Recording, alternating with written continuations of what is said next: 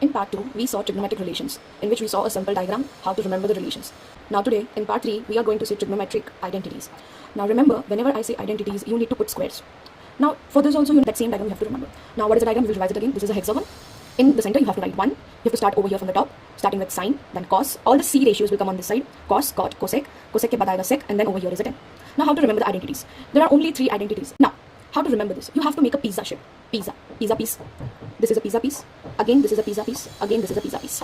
Now, how you're going to remember? Whenever you go horizontal, you will add. And whenever you come down, diagonal, you have to put an equal. So, in this pizza piece, sine plus cos diagonal equals to 1. But what I told you, in identities, you have to put a square. So, sine square theta plus cos square theta is equals to 1. Now, over here, the second piece.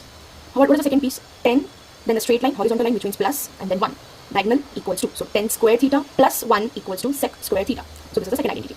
Now, the third piece. 1 horizontal, that means plus, diagonal, that means equal. So 1 plus cot square theta is equals to cosec square theta. Now what are these two in every identity? These two are the variations. Now how is the variation? We will keep sine over here and we will shift cos that side. So क्या हो जाएगा 1 minus cos square theta. Sin square is equals to 1 minus cos square theta. Cos square theta will be 1 minus sin square theta. Similarly, these two are the same which we saw here.